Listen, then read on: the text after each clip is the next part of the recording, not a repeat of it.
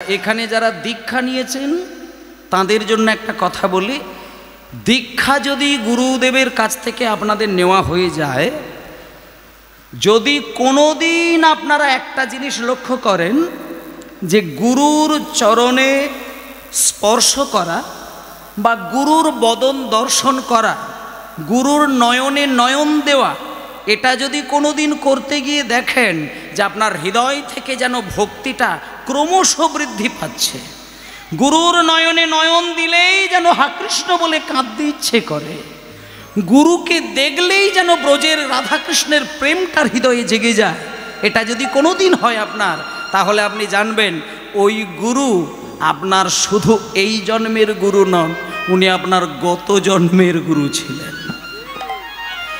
গত জন্মে যে গুরুদেব থাকেন তিনি এই জন্মে যদি আপনার সঙ্গে তার কোনোদিন শুভ দৃষ্টি হয়, সেদিন দেখবেন ব্রজের রাধা কৃষ্ণের প্রেমটা আপনার হৃদয়ে বিগলিত হয়। তা আজকে দেখুন, আর যদি এরকম কোনোদিন হয় মায়েরা যে গুরুর থেকে দীক্ষা নিয়েছেন কিন্তু গুরুকে প্রণাম করুন বা গুরুর বদনে নয়ন দিন বা গুরুর নয়নে নয়ন দিন, গুরুর সঙ্গে আপনার সম্পর্কটা কোনোদিন ভালো নয়, মানে গুরুকে দেখলেও আপনার ভক্তি জাগে না, এমন যদি গুরু কোনোদিন আপনার ভাগ্যে এসে যায়, তাহলে আমাকে এইবার একটা কথা শুধু বলুন না বাবা ঠাকুর, আমি বৃন্দাবনে যেতে গেলে আমাকে আর কতগুলো দিন এইভাবে ছুটতে হবে? সব বলে দেবো, সব বলে দেবো, তোমাকে আমি সব বলে দেব। আমার কোলের ওপর একটুখানি উঠে বসো, আমি তোমাকে পেট ভরে এক ঘটি দুগ্ধ পান করিয়ে দিই। এই বলে সেই ঠাকুর মশাই, ওমা সেই ব্রাহ্মণ ঠাকুর ওই বাচ্চা ছেলে নরোত্তমকে কোলের মাঝখানে বসিয়ে নিয়ে আর হাতের ওপরে মাথাটা রেখে আর এক ঘটি দুধ সুন্দর করে নিজের ছেলের মতন করে দুধ খাইয়ে দিয়ে, মুখটা সুন্দর করে মুছিয়ে দিয়ে আর বুকের মধ্যে জড়িয়ে ধরে নরোত্তমকে আদর দিয়ে ভালোবাসা দিয়ে আশীর্বাদ দিয়ে নরোত্তমকে বললেন, নরোত্তম তোমার আর কোনো অসুবিধে হবে না বাবা, আমি তোমাকে আশীর্বাদ দিলাম, তুমি এই পথ ধরে সোজা চলে যাও বৃন্দাবনের পথ, যাও তুমি চলে যাও, আর কোনো অসুবিধা হবে না। এই বলে নরোত্তম ওই ব্রাহ্মণ ঠাকুরের কোলে বসে দুগ্ধ পান করার পরে ঠাকুর মশাইকে প্রণাম করে আবার চলল বৃন্দাবনের পথে। আমি হরি বলব আর মদন মোহন হেরব,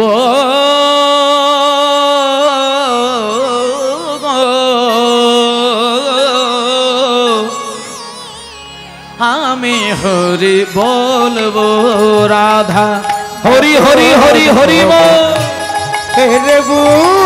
গো, আমি হরি বলবো রাধা মদন মোহন হেরবো গো, আমি হরি বলবো। এইভাবে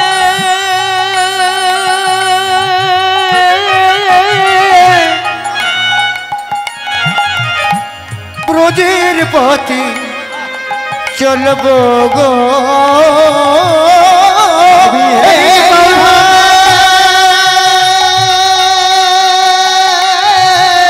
ব্রজের পথে চলবো গো, আমি ভাবে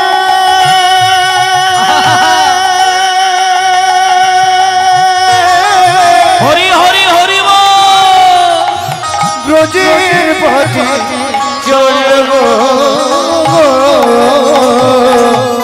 আমি হরি বলবো রাধা মদন মোহন হেরবো গো, আমি হরি বলবো রাধা মদন মোহন হেরবো গো,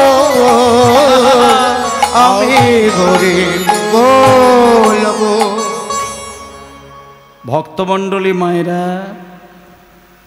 আজকে ব্রাহ্মণ ঠাকুরের কোলে বসে দুগ্ধ খাওয়ার পরে, মানে বাচ্চা ছেলে তো তার তো আর অত এদিক ওদিক তো আর বিচার করে দেখেননি, তা ছেলেটা যখন দুগ্ধ খাওয়ার পরে বিহার থেকে আবার ছুটে চলল বৃন্দাবনের পথে, যেতে যেতে যেতে যেতে যেতে যেতে বৃন্দাবনে পৌঁছানোর আগে উত্তরপ্রদেশ বলে একটি জায়গা, উত্তরপ্রদেশে গিয়ে ছেলেটা যেন আর হাঁটতে পারেনি, আর ছুটতে পারে না।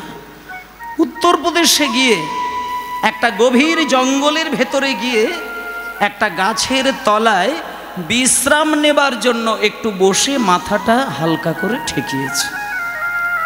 দেখুন দেখুন বাবা, যেই বিশ্রাম নেবে বলে একটা গাছের ছায়ায় একটুখানি পরিশ্রান্ত দেহ তো একটু ঘুমাবে, এই আশায় যখন নরোত্তম একটু গাটা হেলিয়েছে অমনি ঘুমিয়ে পড়ল। আর ঘুমের ঘরে ওইখানেও একটা স্বপ্ন দেখতে পেল। স্বপ্ন দেখতে পেয়ে নরোত্তম দেখছেন দুইজন ঠকঠকে বৃদ্ধ মানুষ, সাদা কাপড় একখণ্ড হাঁটুর ওপর পর্যন্ত তাদের জড়ানো রয়েছে, হাঁটুর ওপরে কাপড়টি তোলা আর গায়ে জড়িয়ে হাতের ওপরে জপের মালায় দুইজন বৈষ্ণব তারা নরোত্তমের কাছে এসে দাঁড়িয়েছেন। এবার স্বপ্নের ঘরে জিজ্ঞেস করছে নরোত্তম, কে আপনারা? আপনারা কে? আমার চোখের সামনে দুইজন দাঁড়িয়ে রয়েছেন, কে আপনারা? একটু বলবেন আপনারা কে? নরোত্তম, এই নরোত্তম, তুমি আমাদেরকে চিনবে না। আমরা দুইজন কে জানো? আমরা দুইজন হলাম দুই ভাই। এই আমার নাম রূপ গোস্বামী পাদ, আর এই আমার পাশে দাঁড়িয়ে রয়েছেন আমার মেজ ভাই সনাতন গোস্বামী পাদ। এই নরোত্তম, আমরা যে দুই ভাই তোমার কাছে স্বপ্নের ঘরে তোমাকে দেখা দিতে এসেছি, আমাদের এই দুই ভাইকে তুমি যদি বৃন্দাবনে যাও, ওখানে গেলে কিন্তু তুমি আমাদেরকে দেখতে পাবে না। বৃন্দাবনে গেলে তুমি আমাদের দুই ভাইয়ের সমাধি দেখতে পাবে। আমরা কিন্তু আর এই পৃথিবীতে নেই, আমরা জগৎ ছেড়ে বিদায় নিয়েছি। আমরা তোমাকে স্বপ্নের ঘরে দেখা দেওয়ার জন্য আমরা দুই ভাই তোমার হৃদয়ে এসে আবির্ভূত হয়েছি। নরোত্তম, এই আমি হলাম বড় ভাই রূপ গোস্বামী, আর এই মেজ ভাই সনাতন গোস্বামী। আমরা দুই ভাই তোমাকে স্বপ্নের ঘরে দেখা দিতে এসেছি। কেন জানো? একটা সংবাদ দেবার জন্য। শোনো নরোত্তম, তুমি কিছুদিন আগে, কয়েক মাস আগে বিহারের একটি জঙ্গলে অজ্ঞান হয়ে গেছিলে।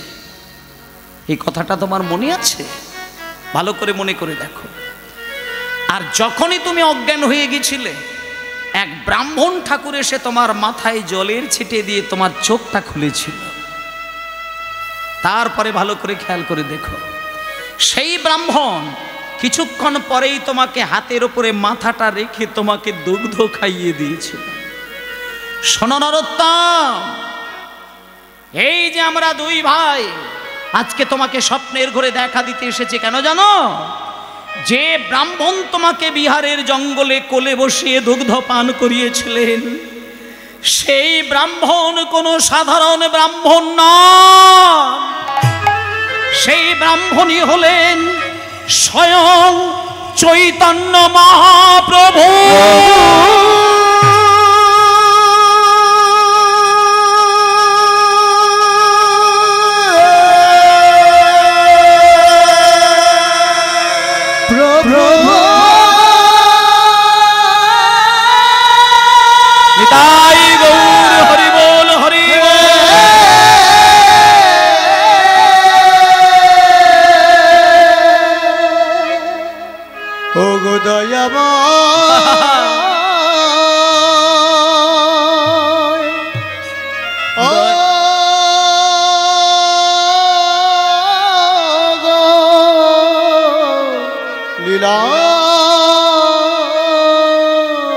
মহাপ্রভুর নাম ধরে কাঁদিতে লাগিল, মহাপ্রভুর নাম ধরে কাঁদিতে লাগিল, মহাপ্রভুর নাম ধরে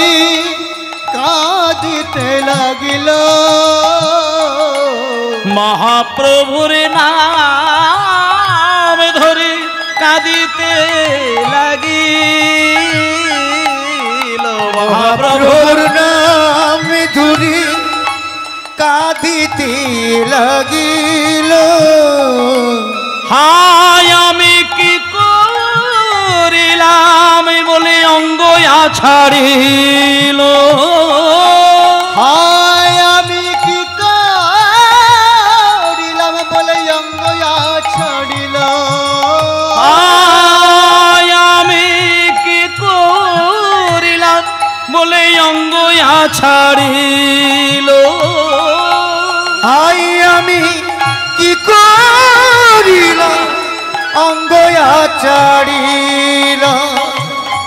মহাপ্রভুর নাম ধরে কাঁদিতে লাগিল। মহাপ্রভুর নাম ধরে কাঁদিতে লাগিল। মহাপ্রভুর নাম ধরে কাঁদিতে লাগিল। মায়েরা, যখনই ওই রূপ গোস্বামী আর সনাতন গোস্বামী, আসতে মা, রূপ গোস্বামী আর সনাতন গোস্বামী যখন স্বপ্নের ঘরে নরোত্তমকে বলে দিলেন যে বিহারের জঙ্গলে যে ব্রাহ্মণটি তোমায় কোলে করে দুগ্ধ খাইয়েছিলেন উনিই ছিলেন সাক্ষাৎ চৈতন্য মহাপ্রভু, সঙ্গে সঙ্গে নরোত্তমের ঘুম ভেঙে গেল। ঘুম ভেঙে যাওয়ার সঙ্গে সঙ্গে যে দুজন বৈষ্ণব এতক্ষণ ছিল তারা আর নেই, তারা উধাও, আর দেখতে পেল না। এতক্ষণ যার সঙ্গে কথা বলছিলাম, এতক্ষণ চোখের সামনে যে দুইজনকে দেখছিলাম তারা উধাও। তাদের পদধূলি ওই ধুলোর মধ্যে পড়ে রয়েছে। ওই পদধূলির মধ্যে গড়াগড়ি দিতে দিতে দিতে দিতে নরোত্তম ইতিমধ্যে কাঁদতে কাঁদতে আবার চলল বৃন্দাবনের পথে। বৃন্দাবনের পথে গিয়ে কয়েক ঘন্টা, কয়েকটা দিন, কয়েকটা মাস পরে নরোত্তম আবার পৌঁছে গেল। এবার পৌঁছে গেল বৃন্দাবনে। বৃন্দাবনে গিয়ে যে বৈষ্ণবজির চরণে আছাড় খেয়ে পড়েছিল তিনি হলেন জীব গোস্বামী পাদ। বৃন্দাবনে গিয়ে নরোত্তম মধুময় শ্রীধাম বৃন্দাবন ধাম কি, জীব গোস্বামী পাদ কি, জীব গোস্বামী পাদ কি, জীব গোস্বামী পাদ কি। কি খোকা, এই খোকা, বাবা তুমি কে গো? তোমার মিষ্টি কণ্ঠস্বর, এদিকে এসো, এদিকে এসো। এই বাবা, কি নাম তোমার বাবা? কি নাম তোমার? আমার নাম হচ্ছে নরোত্তম। নরোত্তম, বেশ। তা তোমার বাড়ি কোথায়? আমি বাংলা থেকে এসেছি গোস্বামীপাদ। আচ্ছা, তুমি বাংলা থেকে এসেছো বৃন্দাবনে? বাহ, ঠিক আছে। তা বলি কি তোমার মা বাবা কি, মানে তোমার বাবা কি করেন? আমার বাবা একজন রাজা মশাই। ও, তার মানে তুমি রাজার ছেলে, এই তো? ঠিক আছে, রাজার ছেলে, বাংলা থেকে বৃন্দাবনে এসেছো, বেশ। এইবার বলো তুমি আমার কাছে কেন এসেছো? নরোত্তম বলছেন, বাবা ঠাকুর, আপনার কাছে না আমি এসেছি, আপনি আমাকে দয়া করে দীক্ষা দেবেন, আপনি আমাকে দীক্ষা দেবেন। আমি আপনার কাছ থেকে দীক্ষা গ্রহণ করে আমি রাধা গোবিন্দের সেবা করব। দীক্ষা দেবেন বাবা ঠাকুর, দীক্ষা দেবেন? তখন জীব গোস্বামীপাদ বলছেন, নরোত্তম, আমি তোমাকে দীক্ষা দেব, তবে তার আগে তোমার মা বাবাকে একটু কাছে নিয়ে এসো, তোমার মা বাবার সঙ্গে একটু আলাপ পরিচয় করি। যখনই বলেছেন মা বাবাকে কাছে নিয়ে এসো, তখন নরোত্তম বলছেন, বাবা ঠাকুর, আমি তো মা বাবাকে নিয়ে আসি না বাবা ঠাকুর। আমি মা বাবাকে নিয়ে আসা শুধু নয়, আমি মা বাবাকে বলেও আসতে পারি না। আমি স্বপ্নের ঘরে নিত্যানন্দকে দেখেছিলাম, তারপরে নিতাই চাঁদের কথা শুনে আমি ওই মানে মাঝরাত্রিতে ঘুমন্ত পিতামাতার চরণে প্রণাম করে আমি ঘর থেকে বেরিয়ে এসেছিলাম। তারপরে বিহারের একটা জঙ্গলে আমি অজ্ঞান হয়ে পড়েছিলাম। এক ব্রাহ্মণ আমার মাথায় জলের ছিটে দিয়ে জ্ঞান ফিরিয়ে দিয়েছিল। তারপরে সেই ব্রাহ্মণ আবার আমাকে কোলে বসিয়ে দুগ্ধ পান করিয়েছিলেন। তারপর আমি আবার বৃন্দাবনে আসতে গিয়ে ওই উত্তরপ্রদেশে এসে রূপ গোস্বামী আর সনাতন গোস্বামীকে আমি স্বপ্নে দেখতে পেলাম। শুধু তাই নয় বাবা ঠাকুর, ওই রূপ গোস্বামী আর সনাতন গোস্বামী পাদ আমাকে বললেন, যে ব্রাহ্মণ আমাকে কোলে করে দুগ্ধ খাইয়েছিলেন উনিই নাকি সাক্ষাৎ চৈতন্য মহাপ্রভু। নরোত্তম, এ কি বলছো তুমি? বলি কি কথা বলছো তুমি? তুমি রূপ গোস্বামী আর সনাতন গোস্বামী এই দুই ভাইকে তুমি স্বপ্নে দেখেছো? হ্যাঁ বাবা ঠাকুর, আমি দেখেছি। সাদা কাপড় হাঁটুর ওপরে তারা জড়িয়ে আর ওই কাঁধের ওপর দিয়ে ফেলে রেখেছিল, আর ওই হাতে রয়েছে জপের মালা, কপালে রয়েছে তিলক, সারা গায়ে রয়েছে চন্দন সেবিত, আর তারা ওই ঠকঠকে বৃদ্ধ চেহারা। আমার কাছে এসে ওনারা বললেন বড় ভাই নাকি রূপ গোস্বামী আর মেজো ভাই নাকি সনাতন গোস্বামী। নরোত্তম, শোনো একটা কথা বলি, যে রূপ সনাতনকে তুমি স্বপ্নের ঘরে দেখলে তুমি জানো না, তুমি জানো না ওই রূপ সনাতন আমার কে হয়। আজকে আমি তোমায় বলে দিই, রূপ গোস্বামী আর সনাতন গোস্বামী আমার সম্পর্কে এনারা কে হন তুমি আজকে আমার থেকে শুনে নাও। রূপ গোস্বামী হচ্ছে বড় ভাই, আর সনাতন গোস্বামী হচ্ছে ওনার মেজো ভাই, আর ওনাদেরই একজন ছোট ভাই ছিলেন যার নাম হলো অনুপম গোস্বামী, যিনি আমার সম্পর্কে বাবা। আস্তে মায়েরা আস্তে। তাহলে রূপ গোস্বামী বড় ভাই, সনাতন গোস্বামী মেজো ভাই, আর অনুপম গোস্বামী ছোট ভাই, যিনি আমার বাবা। তাহলে এইবার বুঝে নাও নরোত্তম, রূপ সনাতন আমার সম্পর্কে কে হয়? আমার বাবার দুই দাদা, সুতরাং আমার সম্পর্কে ওনারা আমার জ্যাঠামশাই। শুধু জ্যাঠামশাই বললেই শেষ হয়ে যায় না, আর একটা কথা বলি, এটা গোপন কথা, তোমাকে আমি বলি শোনো। আমার বড় জ্যাঠার কোলে বসে আমি দীক্ষা নিয়েছিলাম, আর মেজো জ্যাঠার কোলে বসে আমি রাধা গোবিন্দের সেবা শিক্ষা করেছিলাম। যেদিনকে আমি আমার দুই জ্যাঠাদেরকে জীবন থেকে হারিয়ে ফেলেছিলাম, তার পরের দিন থেকে যখনই আমি রাত্রিতে বিছানা গ্রহণ করতে যাই, যখন আমি রাত্রিতে ঘুমাতে যাই, আমি হাত জোড় করে দুই জ্যাঠাদের চরণে কেঁদে কেঁদে আমি বারবার শুধু বলি, একটা বার যেন আমি স্বপ্নের ঘরে আমি দুই জ্যাঠাদেরকে দেখতে পাই। নরোত্তম, আমার এত বয়স হয়ে গেল, আমি কোনো দিন আমি স্বপ্নের ঘরে আমার দুই জ্যাঠাদেরকে আমি দেখতে পাই না, কোনোদিন পাই না। আমি কত কান্নাকাটি করে ভগবানকে জানিয়েছি যে আমার দুই জ্যাঠাদেরকে আমি যেন স্বপ্নে দেখতে পাই, কোনোদিন পাই না। তাহলে আমি আমার দুই জ্যাঠা, দুই গুরুকে স্বপ্নের ঘরে আমি দেখতে পেলাম না, আর তুমি দুদিনের ছেলে নরোত্তম, তোমার হৃদয়ে আমার দুই জ্যাঠাগণ দাঁড়িয়েছেন, আমি তো তোমাকে দীক্ষা দিতে পারি না। যে জ্যাঠা আমাকে দীক্ষা দিয়েছেন সেই জ্যাঠা তোমার হৃদয়ে স্বপ্নে দেখা দিয়েছেন।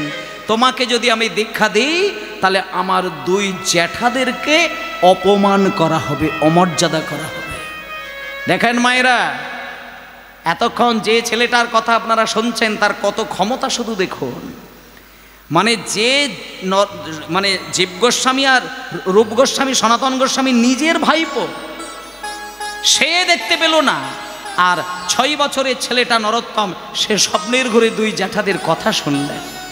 আবার যখন উদাও হয়ে গেল ধুলোর মধ্যে তাদের পদচিহ্ন দেখতে পেলেন। কত বড় ক্ষমতা! আজকে সেই নরোত্তমকে জীব গোস্বামী পাদ বলে দিলেন, নরোত্তম আমি তোমাকে দীক্ষা দেব এটা বলেছিলাম, কিন্তু কথাটা আমি ফিরিয়ে নিলাম, আমি তোমায় দীক্ষা দেব না। দীক্ষা যদি তোমাকে নিতে হয় তাহলে এই বৃন্দাবনের আমার দুই জ্যাঠাদের সমকক্ষ বৈষ্ণব একজন আছেন, তুমি তার কাছে গিয়ে হাজির হও। তিনি যদি তোমায় দীক্ষা দেয় তাহলে জানবে তোমার মানব জীবন ধন্য।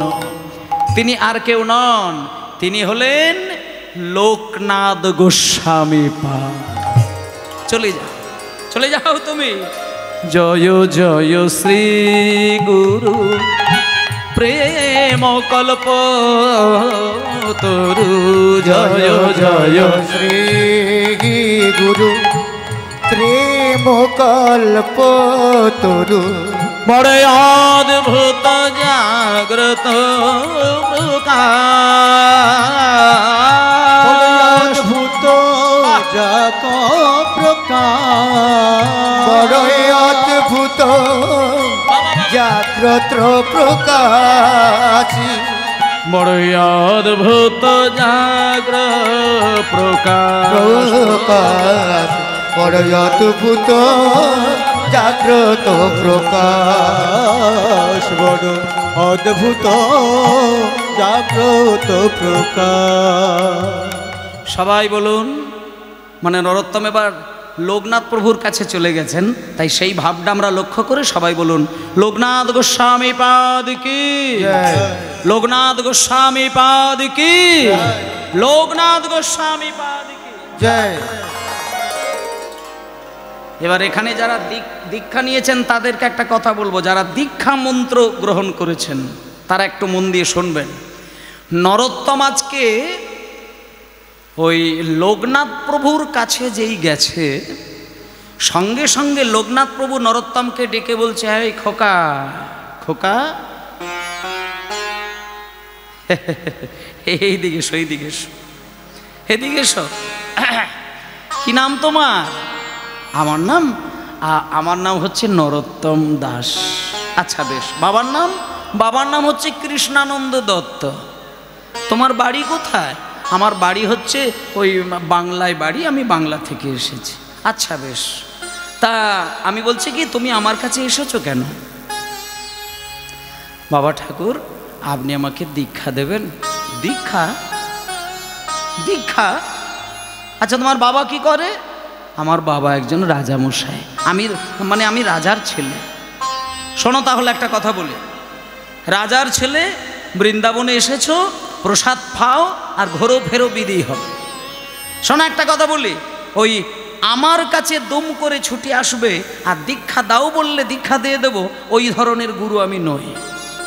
চলে যাও। আমি জীবনে কোনো দিন কাউকে দীক্ষা দেই না আর দেবও না। আর তাছাড়া যদি মনে হয় যে তোমার দীক্ষা নেওয়া উচিত, তাহলে তুমি অন্য গুরুর কাছে যাও। আমি কোনোদিন কাউকে দীক্ষা দিইনি। যাও, বেরিয়ে যাও, বেরিয়ে যাও, বেরিয়ে যাও, বেরিয়ে যাও। নরোত্তম মনে মনে ভাবলেন, আপনি শুধু আমার এই জন্মের গুরু নন, আপনি আমার গত জন্মের গুরু ছিলেন বটে। দীক্ষা আপনি নাইবা দিলেন, আপনার মুখ পাওনে চেয়ে মরে যাব, তবু আমি কারোর কাছে দীক্ষা নেব না। আমার চক্ষু দানে দিলা যে, জন্মে জন্মে গুরু সে, জন্মে জন্মে গুরু সে। তাই গৌর হরি বল। জন্মে জন্মে গুরু আমার চক্ষু দানে দিলা যে, জন্মে জন্মে গুরু সে। আমার চক্ষু দানে দিলা যে, জন্মে জন্মে গুরু সে। আমার চক্ষু দানে দিলা যে, জন্মে জন্মে গুরু। প্রভু লোকনাথ লোকের জীবন, প্রভু লোকনাথ লোকের জীবন। প্রভু লোকনাথ লোকের জীবন। প্রভু লোকনাথ লোকের জীবন, লোকনাথ লোকের জীবন, লোকনাথ লোকের জীবন। আচ্ছা, এখানে যারা দীক্ষা নিয়েছেন তাদের জন্য একটা কথা বলি, দীক্ষা যদি গুরুদেবের কাছ থেকে আপনাদের নেওয়া হয়ে যায়, যদি কোনোদিন আপনারা একটা জিনিস লক্ষ্য করেন যে গুরুর চরণে স্পর্শ করা বা গুরুর বদন দর্শন করা, গুরুর নয়নে নয়ন দেওয়া, এটা যদি কোনোদিন করতে গিয়ে দেখেন যে আপনার হৃদয় থেকে যেন ভক্তিটা ক্রমশ বৃদ্ধি পাচ্ছে, গুরুর নয়নে নয়ন দিলেই যেন হা কৃষ্ণ বলে কাঁদতে ইচ্ছে করে, গুরুকে দেখলেই যেন ব্রজের রাধাকৃষ্ণের প্রেমটা হৃদয়ে জেগে যায়, এটা যদি কোনোদিন হয় আপনার, তাহলে আপনি জানবেন ওই গুরু আপনার শুধু এই জন্মের গুরু নন, উনি আপনার গত জন্মের গুরু ছিলেন। গত জন্মে যে গুরুদেব থাকেন তিনি এই জন্মে যদি আপনার সঙ্গে তার কোনোদিন শুভ দৃষ্টি হয়, সেদিন দেখবেন ব্রজের রাধা কৃষ্ণের প্রেমটা আপনার হৃদয়ে বিগলিত হয়। তা আজকে দেখুন, আর যদি এরকম কোনোদিন হয় মায়েরা যে গুরুর থেকে দীক্ষা নিয়েছেন, কিন্তু গুরুকে প্রণাম করুন বা গুরুর বদনে নয়ন দিন বা গুরুর নয়নে নয়ন দিন, গুরুর সঙ্গে আপনার সম্পর্কটা কোনোদিন ভালো নয়, মানে গুরুকে দেখলেও আপনার ভক্তি জাগে না, এমন যদি গুরু কোনোদিন আপনার ভাগ্যে এসে যায়, তাহলে আপনি বুঝতে পারবেন ওইটা আপনার সঠিক গুরু নির্বাচন হয়নি। আপনাকে ওই গুরু থাকা সত্ত্বেও আপনাকে অন্য গুরুদেব ধরতে হবে। গুরুর এত ক্ষমতা থাকবে যে গুরুর কাছে যদি শিষ্য বসে, তার ভক্তির প্রভাবে আপনি প্রভাবিত হবেন এবং আপনার অন্তরে আপনার ভক্তি থাক বা না থাকুক, গুরুর কাছে গেলে আপনার অন্তরে যেন ভক্তি জেগে ওঠে, সেই হবে আসল গুরু। তা মা, আজকে নরোত্তম যখন ওই লোকনাথ গোস্বামীর কাছে গিয়ে হাজির হয়েছে, যেই লোকনাথ গোস্বামীকে দেখেছে, হঠাৎ নরোত্তমের হৃদয়ে এত প্রেম জেগেছে, তাই লোকনাথ গোস্বামীর সামনে দাঁড়িয়ে বলছে, আমার চোখ দানে দিলা যে, জন্মে জন্মে গুরু সে, জন্মে জন্মে গুরু সে, আমার চোখ দানে দিলা যে, জন্মে জন্মে গুরু প্রভু লোকনাথ লোকের জীবন, প্রভু লোকনাথ লোকের জীবন, লোকনাথ লোকের জীবন, লোকনাথ লোকের জীবন, লোকনাথ লোকের জীবন, লোকনাথ লোকের জীবন। আচ্ছা মায়েরা, একটা কথা বলবো, কিছু মনে করবেন না, মানে একটুখানি একটা কথা শুরু করব, সেটা হচ্ছে লোকনাথ গোস্বামীর বয়সটা অতিরিক্ত বেড়ে গেছে তো, আর যাদের বয়সটা অত্যধিক বেড়ে যায়, মনে করুন 90 বছরের জন্য বাড়িতে যদি কোনো বৃদ্ধ থাকে বা কোনো বয়স্ক মা থাকেন, তারা ওই পায়খানা প্রস্রাব নিয়ে একটু জর্জরিত হয়ে যায় না, এটা হয়, এগুলো কিছু মনে করার নেই। তা আজকে লোকনাথ গোস্বামী এতটাই বয়স হয়ে গেছে, মানে ওনার বয়সী কোনো সাধক বৃন্দাবনে আর নেই।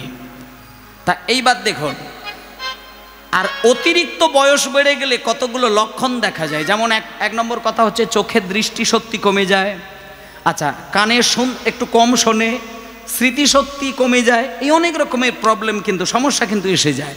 তা লোকনাথ গোস্বামীর এতটাই বয়স, যমুনার ধারে পায়খানা করতে যেদিন যায়, শোনেন ভালো করে, গুরুত্ব দিয়ে শুনবেন, যমুনা নদীর ধারে, আর লোকনাথ গোস্বামীর একেবারে টাইম ধরা রয়েছে, ভোর 3টে বাজলেই কিন্তু উনি ঘুম থেকে উঠেই যমুনার ধারে গিয়ে পায়খানা করবেন।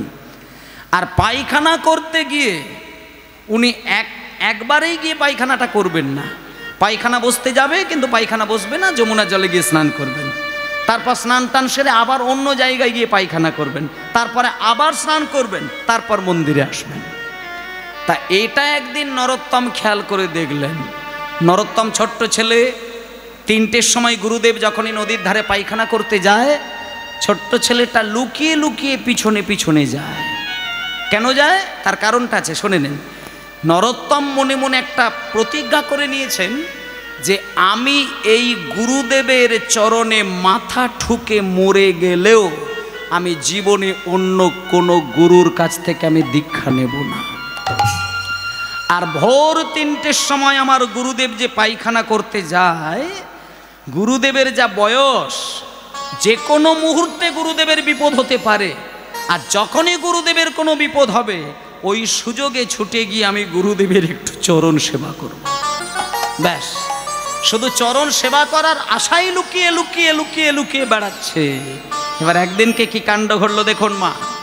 আচ্ছা, লোকনাথ গোস্বামী পায়খানা করতে গেছে, আর পায়খানার কথাটা যখন আসলো, আমি এখানটা একটু পরিষ্কার করে দিই, তা নাহলে অনেকে আবার এটা নিয়ে খারাপ ভাবতে পারেন, বলে দিই একটুখানি। সাধারণ মানুষের পায়খানাকে পায়খানা বলে, কিন্তু পরম বৈষ্ণবের পায়খানাকে কিন্তু পায়খানা বলে না, এটা আপনাদের একটু জেনে রাখার দরকার। সাধারণ মানুষের পায়খানাকে পায়খানা বলতে পারে, মল বলতে পারে, নানান কিছু বলতে পারেন, কিন্তু পরম বৈষ্ণবের যে পায়খানা, তাকে শাস্ত্র মতে বলে বিষ্ঠা। এবার এখানে আবার একটা প্রশ্ন এসে যায় যে পরম বৈষ্ণবটা তাহলে চিনব কি করে, সেটাও তো চেনার দরকার। সেই ক্ষেত্রে দুটো পয়েন্ট আপনাদের বলবো। পরম বৈষ্ণবকে চেনার দুটি লক্ষণ, প্রধানত দুটি লক্ষণ।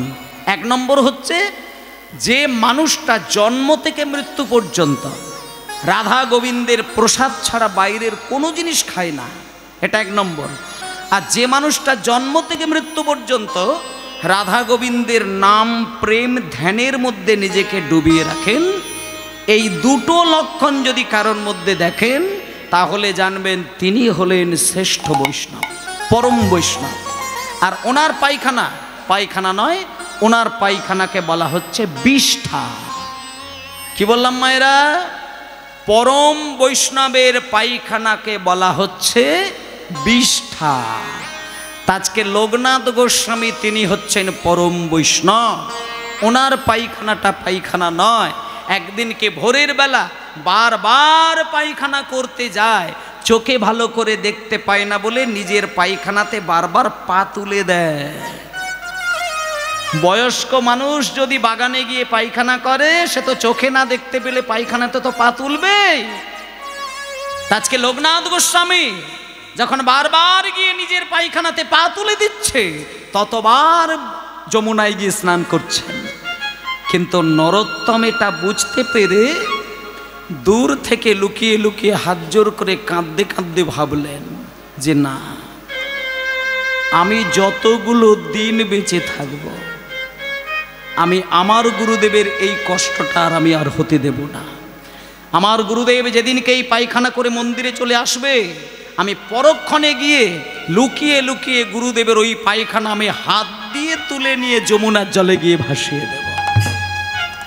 এই বলে মায়েরা লোকনাথ প্রভু ঠিক সেই দিন থেকে পায়খানা করে যখন মন্দিরে চলে যায়, স্নান টান করে যখন পুজোর কাজে চলে আসেন, ওই ভোরের বেলার মধ্যেই গিয়ে নরোত্তম পায়খানাটা হাত দিয়ে তুলে কাঁদতে কাঁদতে গিয়ে যমুনার জলে গিয়ে ভাসিয়ে দেয়।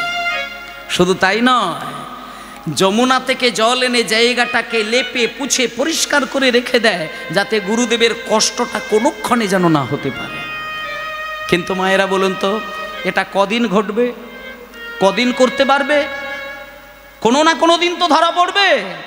এইভাবে দিনের পর দিন, মাসের পর মাস, বছরের পর বছর করতে করতে একদিনকে লোকনাথ প্রভু চিন্তা করলেন, আচ্ছা দাঁড়াও দাঁড়াও, এই যে আমি তো আগে আগে আমার পায়খানাতে প্রায় প্রত্যেক দিনই পা তুলে দিতাম, কিন্তু এই কয়েকটা মাস আমি আমার পায়খানাটা চোখেই দেখতে পাচ্ছি না কেন? কি ব্যাপার? তাহলে কি বৃন্দাবনের শিগাল কুকুর আমার পায়খানা খেয়ে নিয়েছে? পরক্ষণে ভাবলেন, বৃন্দাবনের শিগাল কুকুর যদি আমার পায়খানা ভক্ষণ করবে, তা তারা তো জল দিয়ে লেপে পুছে রাখতে পারবে না।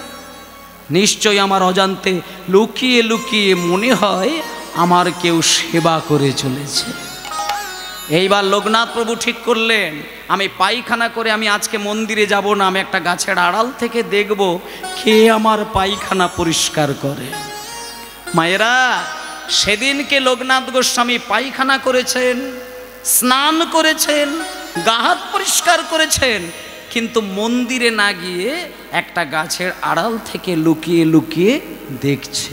আর যেই লুকিয়ে লুকিয়ে দেখতে গেল, কিছুক্ষণের মধ্যেই দেখলেন নরোত্তম এসে পায়খানার কাছে বসে হাত দিয়ে পায়খানাটা তুলতে গেছে। আর যেই না পা হাত দিয়ে তুলতে গেছে, আর কি লোকনাথ প্রভু নিজেকে ধরে রাখতে পারে? সঙ্গে সঙ্গে ছুটে গিয়ে, ওরে নরোত্তম রে, ওরে নরোত্তম রে,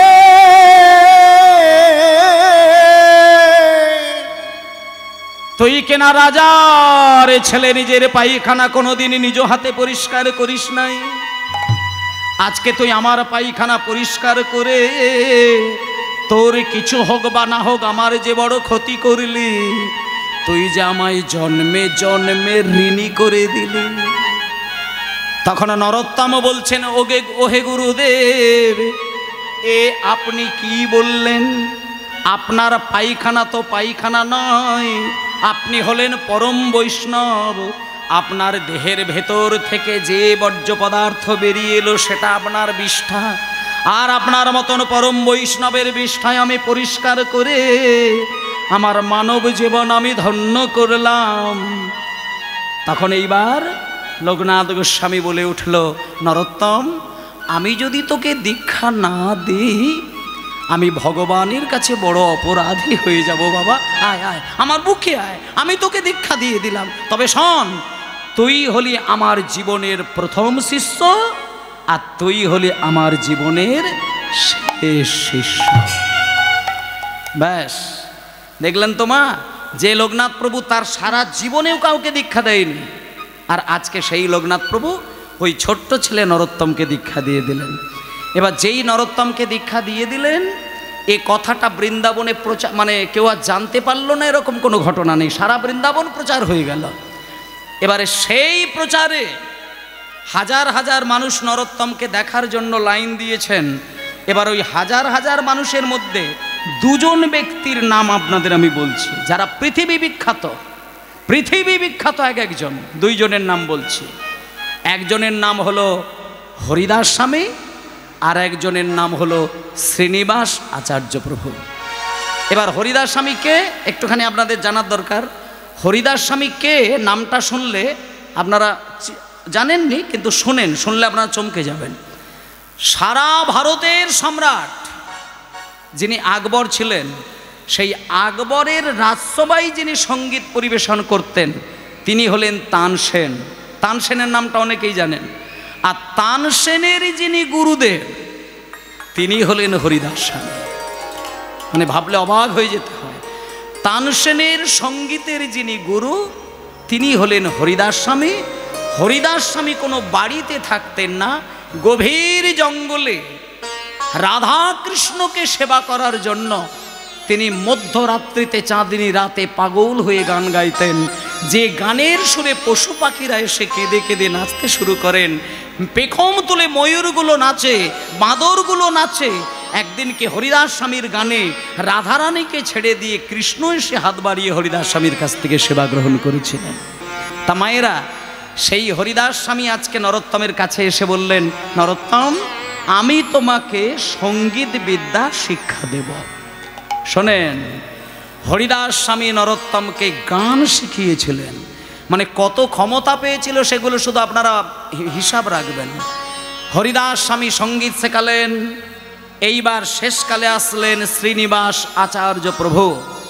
শ্রীনিবাস আচার্য প্রভু এসে বললেন, নরোত্তম, আমি তোমাকে শেখাবো কেমন করে রাধা গোবিন্দকে সেবা করতে হয়। শোনো, তুমি চোখ বন্ধ করে রাধা গোবিন্দের ধ্যান করবে। সেই ধ্যানের মধ্যে তুমি এক বাটি দুধ গরম করবে, আর সেই দুধ গরম করে তুমি রাধা কৃষ্ণের মুখের সামনে ধরবে। এইটাই হবে তোমার কৃষ্ণ সেবা। রাধা কৃষ্ণ প্রাণ মোর। আচ্ছা মায়েরা, আর একটুখানি লীলা বিষয়টা বাকি রয়েছে, তাই আপনাদেরকে বলবো, শেষ ভালো যার সব ভালো তার, শেষটা একটুখানি আস্বাদন করবেন। আপনারা প্রত্যেক দিন কীর্তন শুনছেন, কিন্তু শেষের পাঠটা শুনে নেবেন। নরোত্তম দাসের শেষের দিকটা বাঙালিদের জন্য তিনি কি করেছিলেন সেটা যদি না জানা হয় তাহলে সারাক্ষণ কীর্তন শোনার ফলটা পাওয়া যাবে না। তাই শেষটা একটু, আর বেশি নয়, 5টা মিনিট ধৈর্য ধরে বসবেন। রাধা কৃষ্ণ প্রাণ মোর যুগল কিশোর, রাধা কৃষ্ণের নিতাই গৌর হরি হরি হরি যুগল কিশোর। রাধা কৃষ্ণ প্রাণ মোর যুগল কিশোর। জীবনে মরণে গতি আর নাহি জীবনে মরণে গতি আর নাহি মোর। আর জীবনে মরণে গতি আর নাহি জীবনে মরণে গতি আর নাহি মোর। আরে রাধা কৃষ্ণ প্রাণ মোর যুগল কিশোর রাধা কৃষ্ণ প্রাণ মন যুগল কিশোর রাধা কৃষ্ণ প্রাণ মন যুগল কিশোর। আচ্ছা, শ্রীনিবাস আচার্য প্রভুর কথায় নরোত্তম চোখ বন্ধ করে ধ্যানে ডুবল। মায়েরা, ধ্যানের মধ্যে চোখ বন্ধ করার পরে দেখতে পেল সেই সারা বৃন্দাবনকে তার হৃদয়ের মধ্যে দেখতে পেলেন।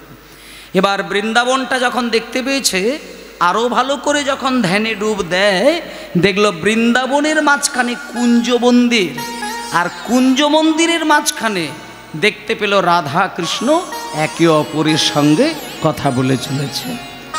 যেই রাধা কৃষ্ণ কথা বলছে, নরোত্তম এক বাটি দুধ ধ্যানের মধ্যেই উনুন ধরিয়েছে, তার মধ্যে সোনার পাত্র বসিয়েছে আর ভর্তি করে দুধ দিয়েছে। এবার নরোত্তম ভাবলো দুধ গরম হতে তো অনেকটা বাকি আছে, তা আমি বরং দুধটা গরম বসিয়ে থাকি না, ও ততক্ষণে হালকা করে করে দুধটা গরম হোক না, আমি একটু রাধাকৃষ্ণের কথাটা শুনে আসি। মানে এটা ধ্যানের মধ্যেই ঘটছে। এইবার ধ্যানের মধ্যে দুধ বসিয়ে দিয়ে পা করে 10 পা এগিয়ে এসে যেই বাইরে থেকে আড়ি পেতে কান পেতে রাধাকৃষ্ণের কথা শুনতে গেল, কথা শুনতে শুনতে শুনতে শুনতে শুনতে শুনতে মানে নরোত্তমের আর হুঁশ নেই, খেয়াল নেই যে সেইখানে দুধ গরম করতে বসিয়েছে। ব্যাস, এইবার কখন যে আগুনের আঁচ উঠে গেল, কখন যে বাটি গরম হয়ে গেল, আর বাটি গরম হয়ে গিয়ে লাল হয়ে বাটি থেকে দুধ উদলে গিয়ে আঁচের মধ্যে পড়ল। আর দুধ যদি একবার আগুনে পড়ে যায়, পোড়া দুধের গন্ধ কিন্তু 10 বাড়ির লোক জেনে যায়। যখনই দুধের মধ্যে আঁচের মধ্যে দুধ পড়ে গেছে, ওই পোড়া দুধের গন্ধ নরোত্তমের যেই নাকে এসেছে, চমকে উঠল। ধ্যানের মধ্যে কিন্তু ঘটছে। এবার ওই নাকে যখন দুধ পোড়া গন্ধ, নরোত্তমের মাথায় হলো, এ কি, আমি তো দুধ গরম করতে বসিয়েছিলাম। তাড়াহুড়ো করে ছুটে গিয়ে যেই দুধের বাটির কাছে গেছে, দেখলো বাটি গনগনে লাল, আর বাটি থেকে সমস্ত দুধ আঁচের ওপরে পড়ল। তলায় একটুখানি দুধ পড়ে রয়েছে, ওইটা বাঁচানোর জন্য তড়িঘড়ি করে ওই লাল বাটিটাকে যেই খালি হাতে নামাতে গেছে, ছ্যাঁকা লেগে গিয়ে নরোত্তমের ঘুম ভেঙে গেল, ধ্যান ভেঙে গেল ছ্যাঁকা লেগে গিয়ে। আর যেই ধ্যানটা ভেঙে গেল, হঠাৎ নরোত্তম হাতের দিকে তাকিয়ে দেখল সম্পূর্ণ হাতের 5টা আঙুল কালো হয়ে ফোসকা পড়ে গেছে। অসহ্য যন্ত্রণা। কাঁদতে কাঁদতে শ্রীনিবাস আচার্য প্রভুর কাছে যেই ছুটে গেছে, আচার্য প্রভু নরোত্তমকে বলছে, নরোত্তম তুমি কেঁদো না, তুমি কেঁদো না। আমার জীবনে এই পর্যন্ত 1000 মানুষকে আমি বারবার বলেছি রাধা গোবিন্দের ধ্যান করো, রাধা গোবিন্দের ধ্যান করো, কেউ পারে না। আমার জীবনে আমি প্রথম তোমাকেই দেখলাম ধ্যানে বসতে বলার সঙ্গে সঙ্গে তুমি ধ্যানে বসলে, তাও আবার প্রথম দিনেই তুমি ধ্যানে ডুব দিলে, আবার প্রথম দিনেই তুমি রাধা গোবিন্দকে দেখতে পেলে। আরে বাবা, প্রথম দিনে না হয় সামান্য একটা ভুল হয়েছে, কিন্তু সারা জীবন তো এই ভুল হবে না বাবা। শোনো, তোমার মতন এত বড় বৈষ্ণব আমার জীবনে আমি বৃন্দাবনে আমি কোনো দিন দেখি না। তাই জন্য আজ থেকে আমি তোমার নাম রাখলাম বিশিষ্ট বৈষ্ণব আচার্য ঠাকুর নরোত্তম দাস। শোনো নরোত্তম, তোমাকে আর বৃন্দাবনে থাকতে হবে না। তুমি যে বাংলা থেকে এখানে এসেছিলে, আমি তোমাকে অনুমতি দিচ্ছি তুমি সেই বাংলাতেই চলে যাও, তুমি বাঙালিদেরকে গিয়ে উদ্ধার করো। এই বলে মায়েরা যে কথাটা এবার বলার জন্য বললাম, সেই নরোত্তম দাস কয়েকটা বছর বৃন্দাবনে কাটানোর পরে তিনি আবার বাংলায় ফেরত এসেছিলেন। এবং বাংলাতে আসার পরে যখন তিনি নিজের রাজবাড়িতে ঢুকতে গেলেন, যে রাজবাড়ি থেকে বেরিয়ে গেছিল সেই 5-6 বছর বেলায়, 7 বছর বেলায়, সেই রাজবাড়িতে নরোত্তম যখন ঢুকতে গেল, মাঝখানে তো অনেকগুলো বছর পার করে দিয়েছে, সেই জন্য রাজবাড়িতে গিয়ে দেখছে মা বাবা আর নেই, পরলোক গমন করেছেন। আর তখন ছিল নরোত্তমের একটা খুড়তুতো ভাই, যার নাম ছিল সঞ্জয়। সঞ্জয় তখন রাজা। এবার সঞ্জয়ের কাছে গিয়ে নরোত্তম বলছে, ভাই তুই যেহেতু রাজা হয়েছিস, তাই আমি তোকে হাত পেতে কিছু টাকা চাইব, তুই নিষেধ করবি না। এই বলে মায়েরা ওই নরোত্তম বাংলায় গিয়ে নিজের খুড়তুতো ভাই রাজা হয়েছে দেখে বেশ কিছু টাকা নিয়ে, এই আজকে যেমন আপনারা কীর্তন শুনছেন, এইরকমই নরোত্তম দাস ঠাকুর প্রথম ওই বাংলাদেশের খেতুড়ি গ্রামে বিরাট বড় কীর্তন সম্মেলন করেছিলেন। এবং যে সম্মেলনে সারা ভারতবর্ষ থেকে বৈষ্ণবগণদের নিমন্ত্রণ দিয়েছিলেন, এবং তিনি কীর্তনিয়ার আসনে দাঁড়িয়ে কীর্তন গান গেয়েছিলেন। এবং তিনি সেই দিন থেকে একটা নিয়ম করে দিয়েছিলেন, আজ থেকে বাংলার মাটিতে যেখানেই কীর্তন গান হবে, সে যে পালাই হোক যে লীলাই হোক, গৌরচন্দ্রিকা গাইতে হবে। এই দিন থেকে শুরু হলো গৌরচন্দ্রিকা গাওয়া। তার আগে কিন্তু গৌরচন্দ্রিকা ছিল না। এবার মায়েরা দেখতে দেখতে আরও কটা বছর কেটে গেল। একদিন নরোত্তম দাস ঠাকুর, হাজার হাজার ভক্ত তার শিষ্য হয়েছিল, তিনি দীক্ষাও দিয়েছিলেন এবং সারা বাংলা ঘুরে ঘুরে তিনি হরি নাম প্রচার করেছিলেন। এবং এই যে কীর্তন আপনারা শুনছেন, এই কীর্তন গান তিনি নিজে পদ রচনা করে, কীর্তনের সুর তাল রচনা করে তিনি কীর্তন সৃষ্টি করেছিলেন, যে কীর্তন গান এখন সারা বাংলায় প্রচার চলছে। তাই কীর্তনের যে স্রষ্টা তিনি কিন্তু এই নরোত্তম দাস ঠাকুর। তাই সংক্ষেপে ওনার জীবন কথা শুনলাম। এবার দেখতে দেখতে আরও কটা বছর কেটে গেল। একদিন নরোত্তম দাস ঠাকুর বললেন, ওগো আমি যেদিনকে মরে যাব, আমার দেহটাকে নিয়ে তোমরা পদ্মা নদী জলে ভাসিয়ে দেবে। দেখতে দেখতে আরও কটা মাস কাটার পরে একদিন নরোত্তম দাস ঠাকুর প্রাণ হারালেন। এবং অদ্ভুতভাবে সেই নরোত্তম দাস ঠাকুরের দেহটা নিয়ে যখন পদ্মা নদীর জলে ভাসাতে গেলেন, হাজার বৈষ্ণব চোখের সামনে দেখতে পেলেন যে মানুষটা রক্তমাংস গড়া মানুষ, কিন্তু যখনই নদীর জলে ভাসাতে গেল, সাদা দুধ হয়ে নরোত্তম দাস ঠাকুরের দেহটা পদ্মার জলে বিলীন হয়ে গেল। মানে এতদিন যাকে আমরা ভেবেছিলাম যে রক্তমাংস হাড়ের দেহ আমাদের কাছে এসেছেন, কিন্তু ওনার মৃত্যুর পরে দেখা গেল উনি রক্তমাংসের দেহ মানুষ নন, উনি পরম ব্রহ্মেরই আর এক অংশ।